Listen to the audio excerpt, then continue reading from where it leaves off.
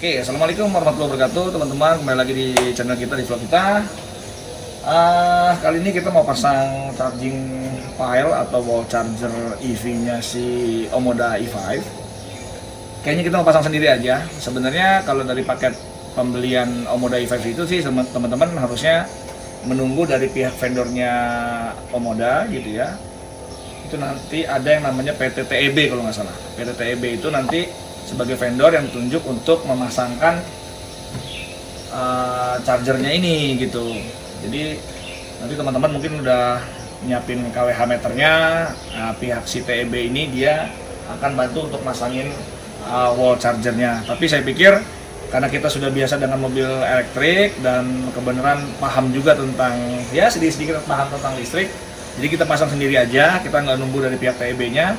Karena memang sampai detik ini juga saya belum dikontak oleh pihak TEB ya, mungkin karena beberapa hari kemarin kan libur panjang juga, jadi belum dikontak oleh pihak TEB. Nggak apa-apa, mungkin nanti kalau dikontak mungkin saya akan lebih lebih nanya-nanya aja, apalagi nanti hubungannya dengan Aleora ya.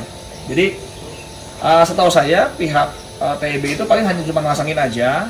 Nah terus untuk perihal misalkan teman-teman mau ada pemasangan baru, kWh meternya atau mau nambah daya dan segala macam itu mungkin kayaknya lebih ke Aleora.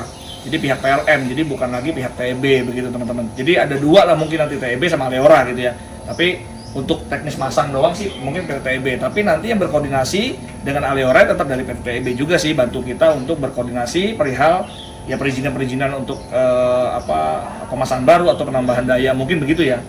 Tapi saya karena memang bisa pasang sendiri, ini kan hanya cuma sekedar pasang aja gitu ya.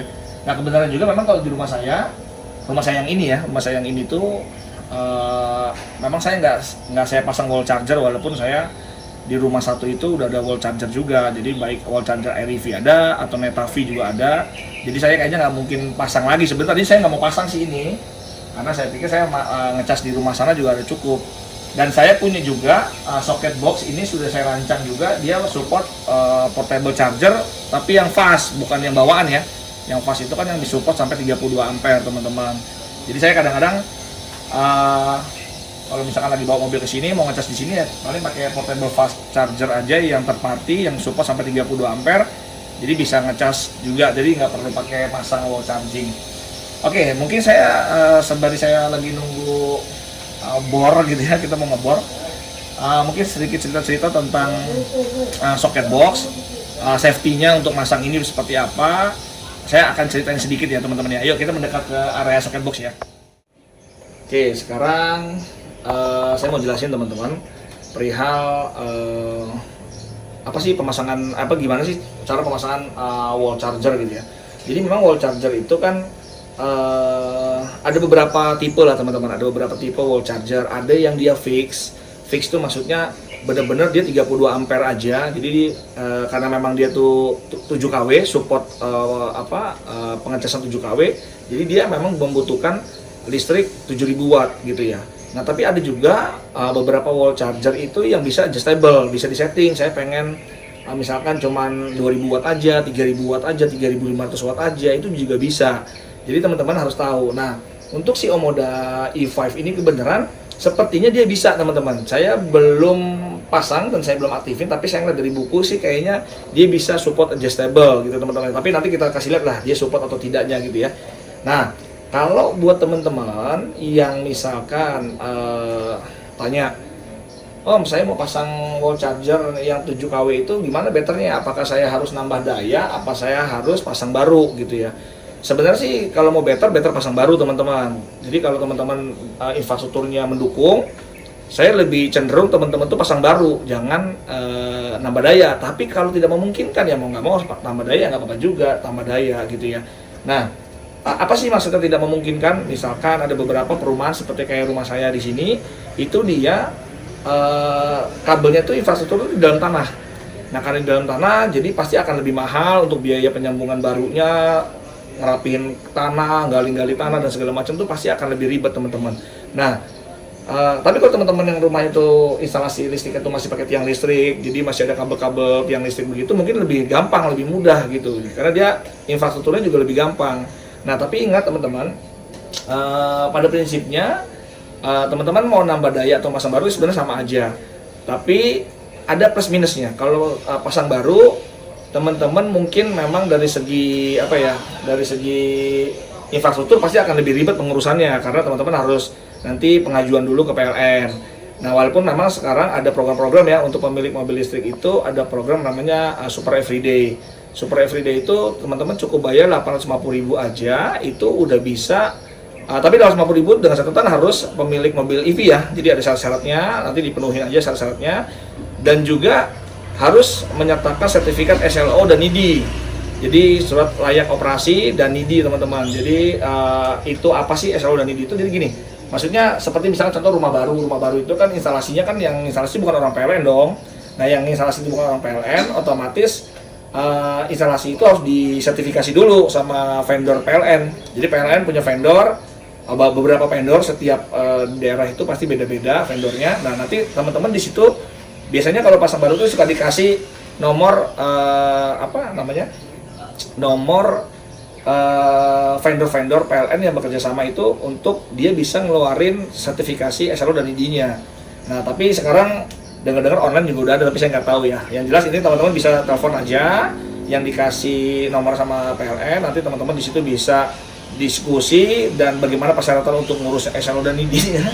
Itu di situ bisa teman-teman. Nah, sekarang bagaimana kalau misalkan teman-teman udah ke pasar nggak bisa masang baru nih, misalkan nggak bisa masang baru karena karena infrastruktur dan segala macamnya. Nah, teman-teman bisa nambah daya bisa juga.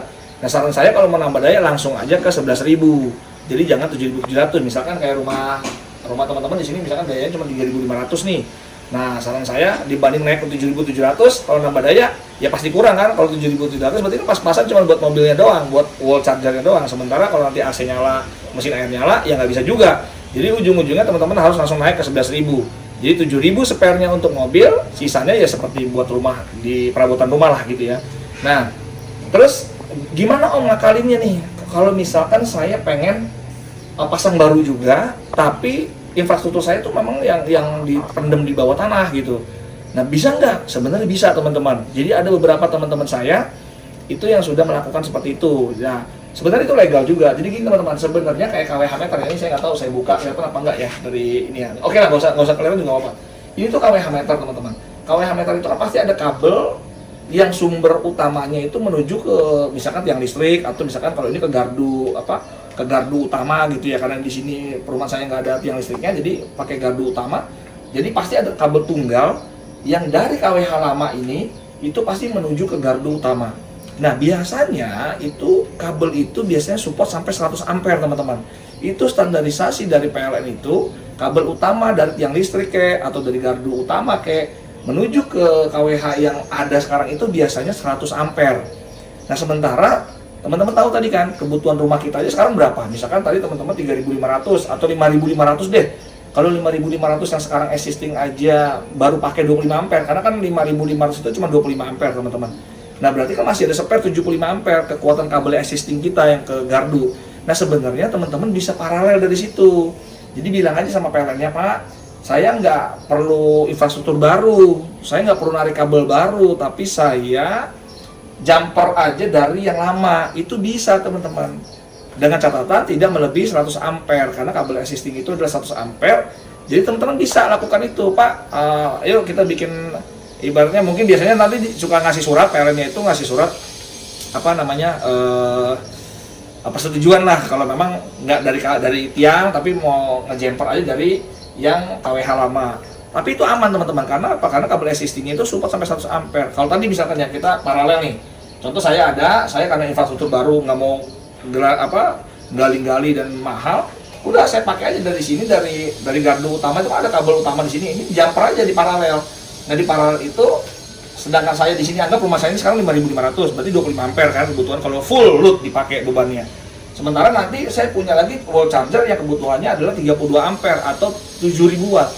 Berarti kan 32 ampere tambah 25 baru masih di bawah 100 ampere. Jadi sebenarnya masih bisa teman-teman. Jadi itu ada solusinya, tanpa harus teman-teman infrastruktur baru narik dari gardu utama menuju ke sini gitu. Jadi itu yang teman-teman harus tahu ya, ya itu ada celah seperti itu, dan itu banyak juga yang sudah melakukan seperti itu teman-teman. Tinggal nego-negoan aja sama PLN-nya, dan biasanya PLN-nya mau kok, mau banget karena sudah ada yang seperti itu. Oke, nah sekarang itu tadi tips and triknya kalau teman-teman pengen pasang baru kalau infrastrukturnya susah. Nah sekarang setelah itu teman-teman, teman-teman harus tahu. Saya lihat dari Omoda E5 ini paket pembeliannya yang dikasih wall charger itu tidak dilengkapi dengan RCBO. RCBO itu adalah seperti MCB, tapi dia mempunyai proteksi arus bocor. Dia mempunyai proteksi arus bocor. Jadi proteksi itu penting teman-teman, karena standar internasional itu sesuatu piranti elektronik yang dioperasikannya itu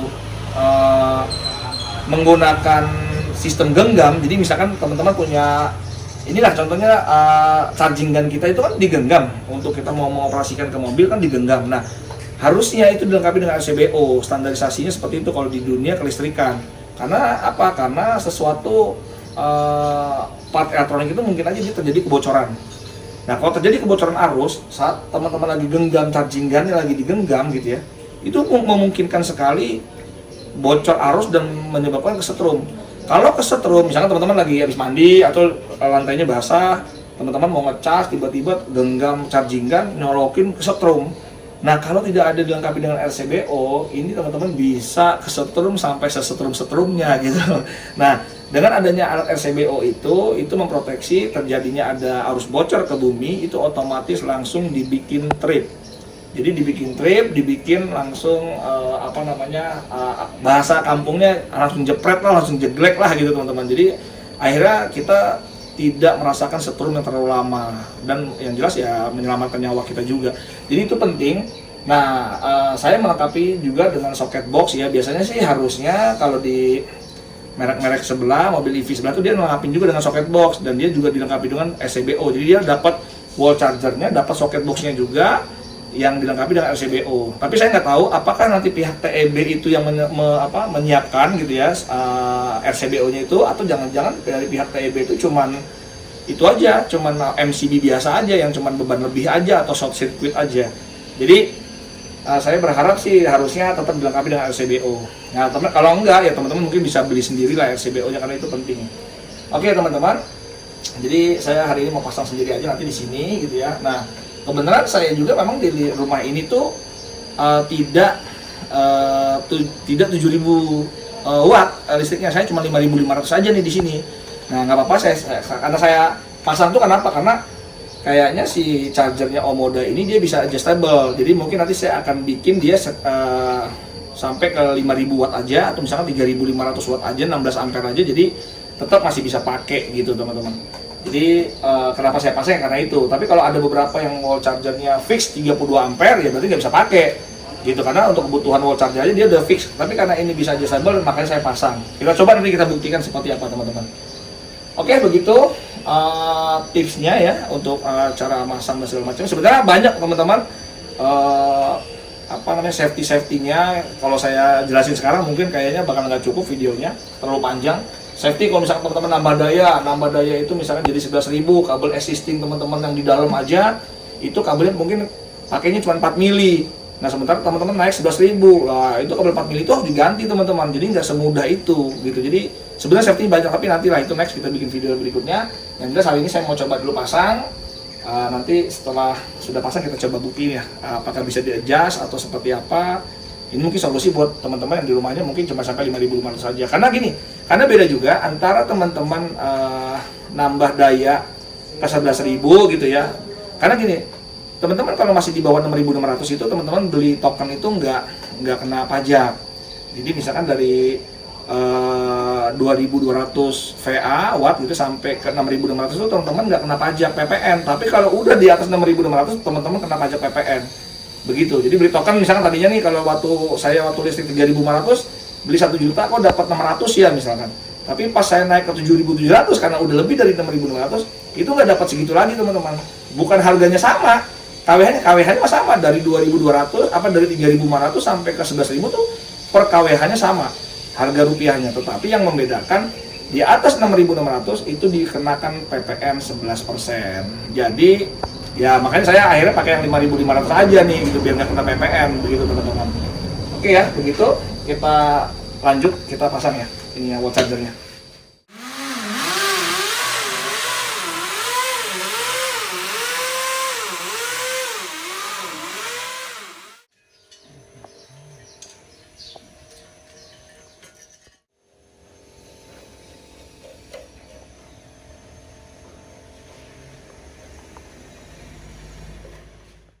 Teman-teman, alhamdulillah udah kepasang ya. Jadi kita sudah pasang sendiri aja gitu. Alhamdulillah pas banget selesai, pas banget azan zuhur. Jadi kita rehat dulu. Nanti setelah itu nih udah saya nyalain ya. Jadi udah saya nyalain, udah nyalanya biru. Berarti normal, saya lihat di buku nggak ada masalah. Terus kalau saya baca sih, walaupun belum ada belum ada daya aja, tapi dia ini sudah makan watt ya.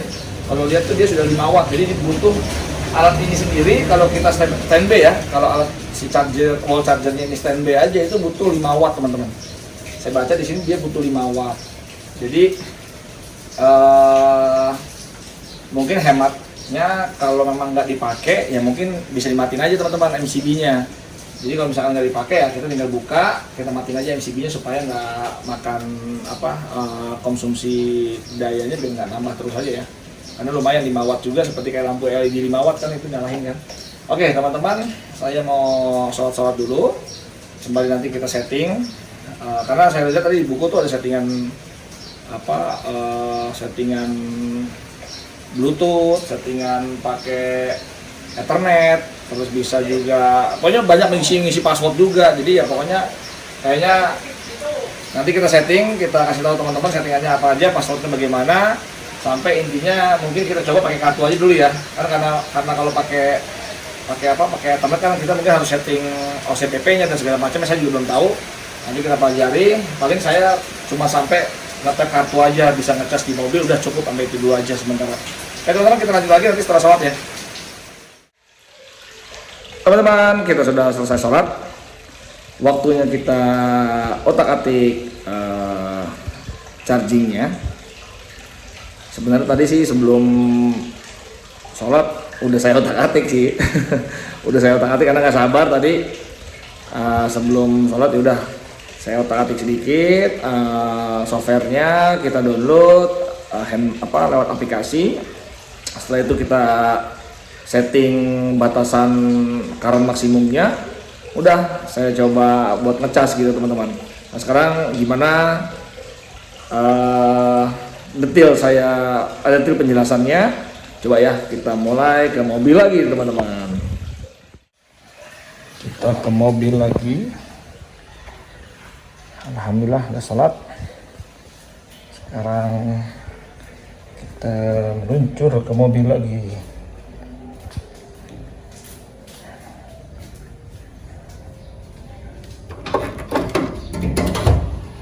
Nah ini dia teman-teman. Tapi sekarang saya buat ngecas Neta nih. Tadi karena mobil Neta di sini, udah kita buat ngecas Neta dulu aja. Nanti kita cobain untuk di Omodanya ya. Sementara ini dulu. Tapi alhamdulillah teman-teman tuh ya, sekarang lagi charging, udah kelar. Lihat ya. Ini rate-nya. Nah saya tadi saya rubah ke 20 ampere teman-teman. Karena kan listrik rumah saya ini masih pakai yang lama ya, belum token, dan masih 5.500. Nah sementara kalau saya defaultnya dia kan 32 ampere itu artinya 7.000 watt gitu kan, makanya nggak cukup listrik saya. Akhirnya saya setting dulu ke 20 ampere aja gitu. Nah sekarang settingannya sih lagi 20 ampere. Sekarang yang aktual sih 19,2 ya.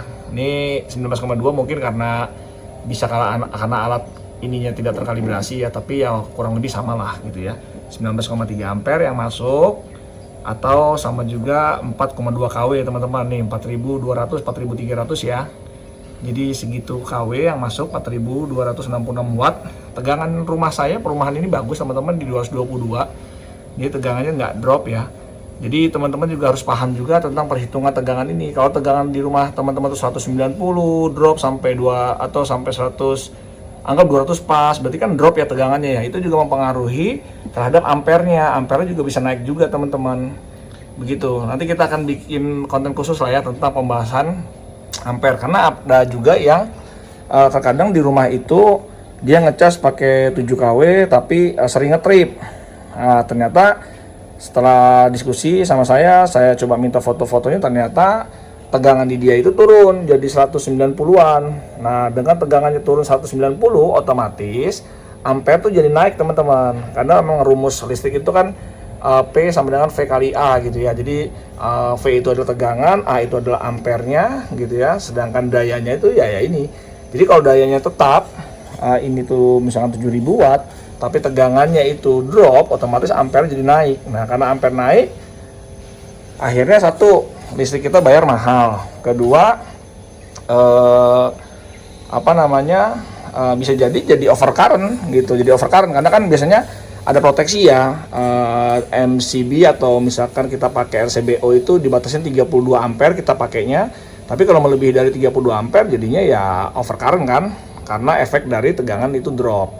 Tapi itu nanti kita bahas lagi lah. Intinya sekarang alhamdulillah sudah bisa kepasang ininya. Tapi saya nggak ke ini nih. Sebentar, kameranya saya lebarin dulu deh. Nah, jadi saya nggak ke mobil Omoda. Jadi saya pakai buat ke ini dulu. Buat ke Neta dulu teman-teman. Begitu ya. Oke, step by stepnya bagaimana untuk setting parameternya untuk membatasi ampere ya, atau membatasi power yang masuk ke mobil supaya kita support di rumah kita, nggak mesti harus kita nambah daya dulu, atau misalkan kita harus naik ke 7700 ya. Ini juga sebagai tips juga ya buat teman-teman ya. Setelah saya balik dulu kameranya teman-teman ya. Oke, ini udah nggak ada yang megangin soalnya yang megangin kamera udah nggak ada. Saya nggak ada, jadi mau nggak mau megang sendiri. Capek juga kalau megang sendiri begini sembari selfie gini. Oke, gini teman-teman, jadi intinya ini juga tips buat masukan teman-teman juga, terutama pemilik Omoda E5 yang baru punya mobil listrik dan baru pengen pasang charger wallnya. Kebenaran wall charger teman-teman ini bisa disetting, bisa di-adjust lebih baik. Ya bukan lebih baik sih, sebenarnya kalau teman-teman pengen memaksimalkan 7 kW ya mau nggak mau teman-teman harus nambah daya ya. Pasang baru atau nambah daya.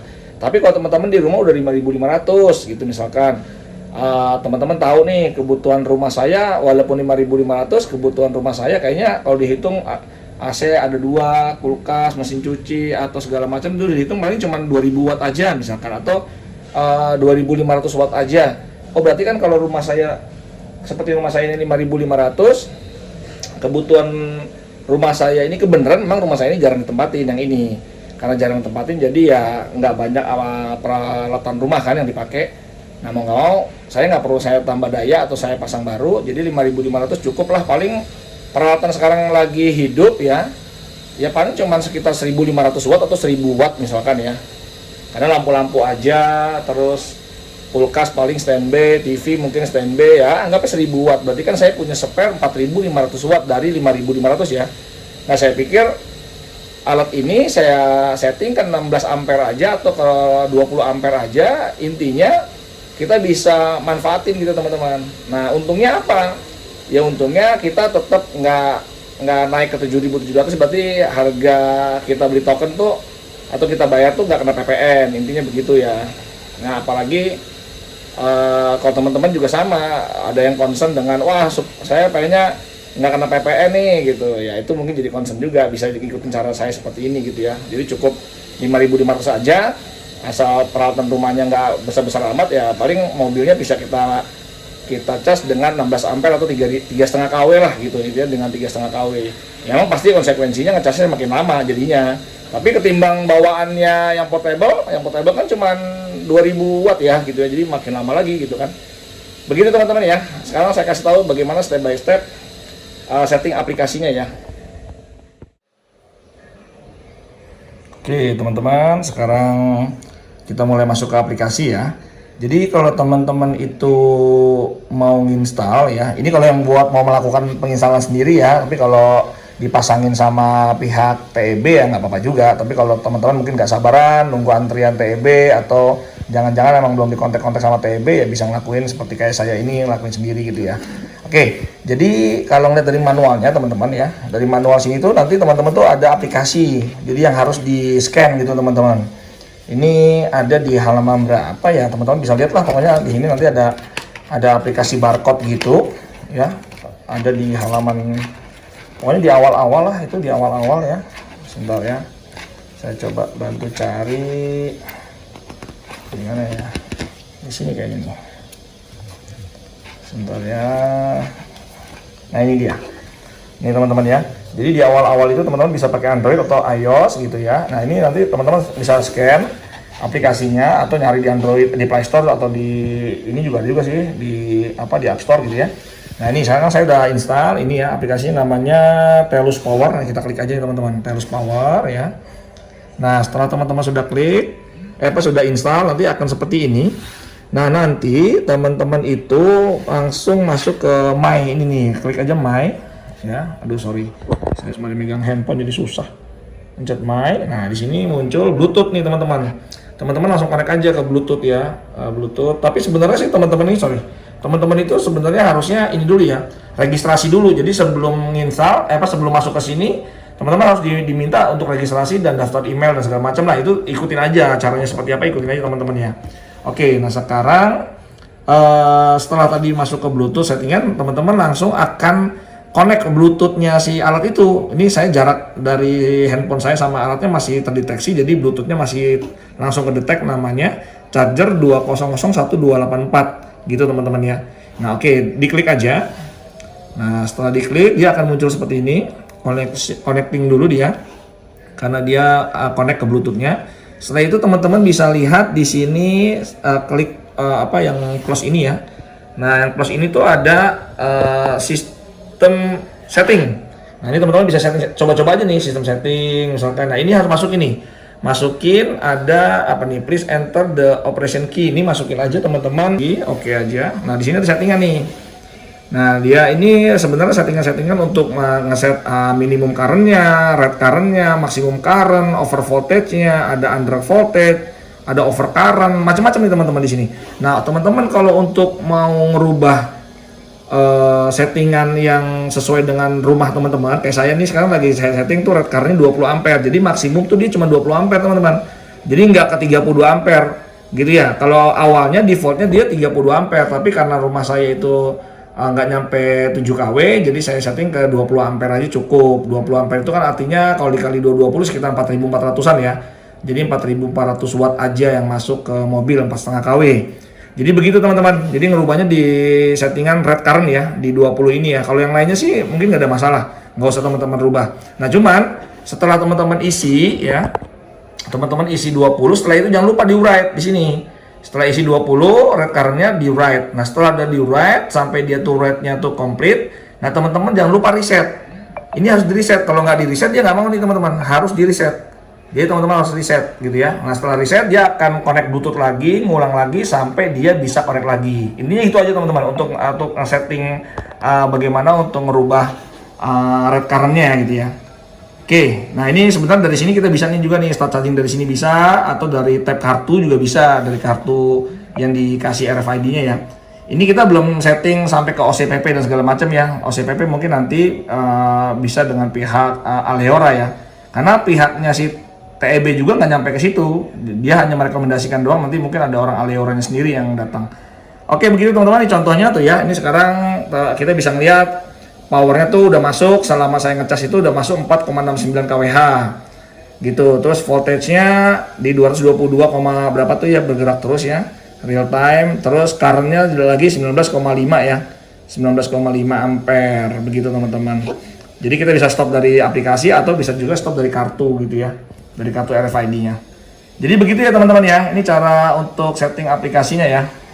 Gampang, mudah kok. Nanti kalau ada yang kesulitan teman-teman bisa ya komen di kolom komentar YouTube kita lah ya, nanti kita kasih tahu atau kita jabarin seperti apa kalau teman-teman masih ada yang nggak begitu paham.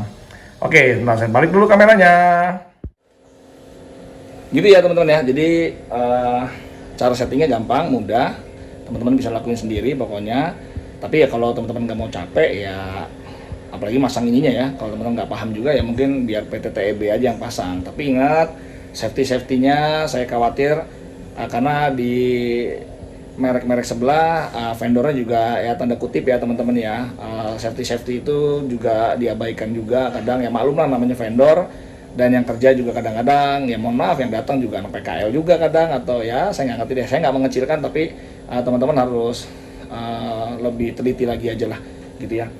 Oke, mungkin gitu aja teman-teman. Ini mohon maaf saya ngecasnya bukan ke mobil Omoda, karena mobil Omoda saya tadi sih masih sekitar 80% atau berapa saya lupa ya. Tapi yang jelas sih ya masih banyak lah. Justru Neta tadi pas saya cek tinggal 52%. Jadi ya udahlah kita ngecas Neta aja. Nggak apa-apa ya teman-teman ya. Kita nggak ngecas Omodanya, tapi malah ngecas si mobil Netanya gitu. Oke, begitu teman-teman.